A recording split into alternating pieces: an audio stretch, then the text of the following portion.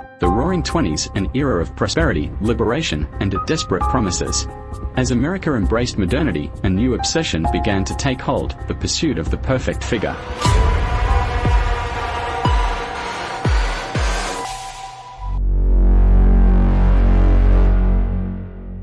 In the wake of World War I, as hemlines rose and silhouettes slimmed, women faced increasing pressure to maintain what society deemed the ideal body.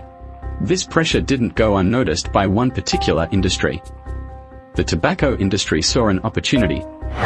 In an age before FDA regulations, before truth in advertising laws, they created what might be one of the most dangerous diet fads of the 20th century, the cigarette diet. Reach for a Lucky instead of a sweet. The slogan echoed across America in 1925 as Lucky Strike launched what would become one of the most successful and insidious marketing campaigns in advertising history. The message was clear: smoking wasn't just fashionable, it was your ticket to a slimmer waistline. These weren't just casual suggestions. They were calculated campaigns, backed by pseudoscience and fictitious expert testimonials. Doctors back then, or at least actors playing doctors, claimed cigarettes could suppress your appetite. Scientific studies, funded by tobacco companies, suggested smoking could boost metabolism. The truth, however, would take decades to emerge. Nearly a century later, in 2018, researchers finally put these claims to the test. Their findings, published in Health Psychology, were clear: smoking status had no impact on weight loss outcomes. Whether you were a smoker, ex-smoker, or had never touched a cigarette, it made no difference. But in the 1920s, truth wasn't what sold cigarettes. What sold was a promise of beauty, of control, of acceptance. And in a society with little regulatory oversight, that promise was worth its weight in gold. But how did we get here? How did a society come to believe that inhaling smoke could lead to a slimmer figure? The answer lies in the perfect storm of social change and corporate opportunism. The 1920s woman was different from her Victorian predecessor. She worked, she voted, she danced. And critically, she was expected to be thin. The Gibson girl's voluptuous figure had given way to the streamlined silhouette of the flapper. Weight loss wasn't just a personal choice, it was a booming industry. From reducing soaps to slimming belts, Americans were spending millions on anything that promised to shed pounds. The tobacco industry simply had to join the chorus. George Washington Hill, president of the American Tobacco Company, saw an untapped gold mine. Women weren't smoking in large numbers yet. But if cigarettes could be repositioned as a weight loss aid, he could capture two markets at once: weight control and tobacco. Internal documents reveal a calculated strategy. The company wasn't just selling cigarettes, they were selling insecurity. Every advertisement was designed to tap into women's fears about their weight and social standing. Mind if I smoke became must I grow plump. Cigarettes weren't just a social habit, they were positioned as Adidas' best friend. The campaigns were relentless, appearing in magazines, on billboards, and even in department store windows.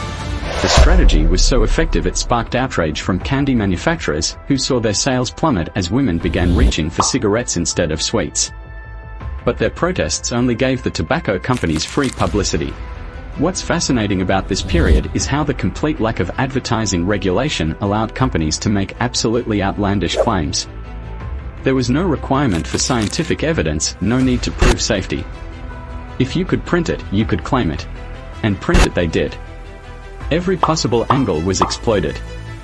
Cigarettes weren't just appetite suppressants, they were portrayed as sophisticated, modern, and liberating. The message was clear: smoking wasn't just about staying thin, it was about being a modern woman. The claims made by tobacco companies in the 1920s would be illegal today. But back then, they were limited only by their imagination, and their imagination knew no bounds.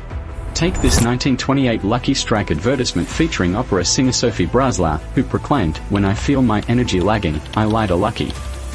It's remarkable how a Lucky gives me a lift, and yet has no effect on my throat.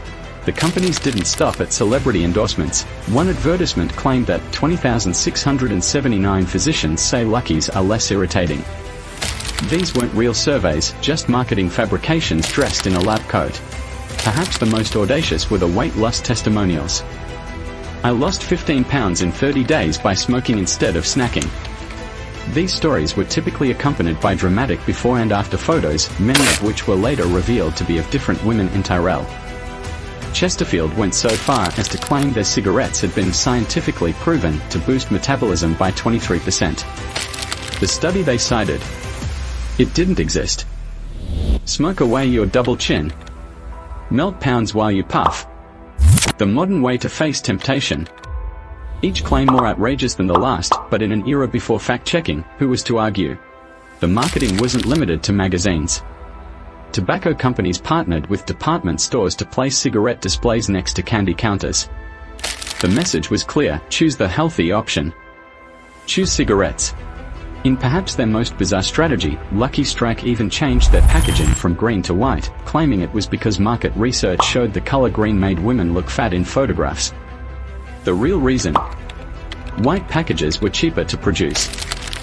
The campaigns were carefully crafted to target women across all social classes. For the wealthy, cigarettes were positioned as a sophistication tool.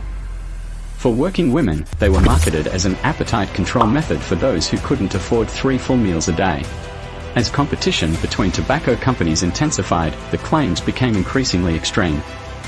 By the late 1920s, cigarettes weren't just being sold as weight loss aids, they were being marketed as complete meal replacements.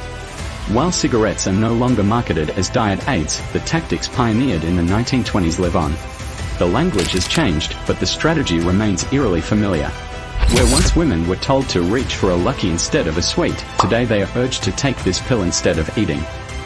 The promises of quick, effortless weight loss continue to echo through the centuries. Social media influencers have replaced cigarette-wielding movie stars. Pseudoscientific claims now come wrapped in modern buzzwords like wellness and detox. But the fundamental approach, exploiting insecurities for profit, remains unchanged. But unlike the 1920s, we now have the tools and regulations to separate fact from fiction. The 2018 study published in Health Psychology delivered a decisive blow to the myth of smoking for weight loss.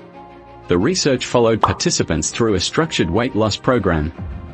Whether they were smokers, ex-smokers, or had never smoked, the results were clear: smoking had no impact on their ability to lose weight. The decades-old marketing claims were finally put to rest. In May 2018, researchers at the University of Kentucky published a groundbreaking study that would systematically dismantle the decades-old myth of smoking as a weight loss aid. Even more telling was what didn't happen. Smokers didn't experience any special advantage in appetite control. Former smokers didn't struggle more with weight loss than their counterparts. And perhaps most importantly, participating in the weight loss program didn't drive anyone to start or resume smoking as a weight control method. The study went further, examining the psychological components of weight loss and smoking.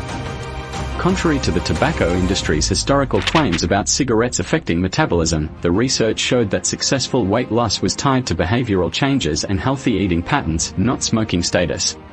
What makes this study particularly powerful is its size and methodology. With over 2,000 participants, we had the statistical power to detect even small differences between groups. The fact that we found none speaks volumes about the false promises made by the tobacco industry. Every scientific claim made in those 1920s advertisements, from metabolic boosts to appetite suppression, failed to materialize under scientific scrutiny. The cigarette diet wasn't just ineffective, it was dangerous. Today, the FDA requires rigorous testing before any weight loss claims can be made. The Wild West of 1920s advertising is gone, at least officially. But in its place, a new frontier has emerged. In the unregulated spaces of social media, echoes of the cigarette diet persist. Untested supplements, dangerous fasting protocols, and miracle products promise the same quick fixes that Lucky Strikes once did. The cigarette diet may seem like a relic of a less enlightened time. But its legacy lives on in every fad diet and miracle weight loss solution that prioritizes profit over health. The real lesson of the cigarette diet isn't just about the dangers of unregulated advertising. It's about our eternal susceptibility to promises of easy solutions to complex problems. A century later, we are still fighting the same battle, not just against misleading marketing, but against the idea that our worth can be measured in pounds and inches. The products may change, but the promise remains the same: happiness, just one purchase away.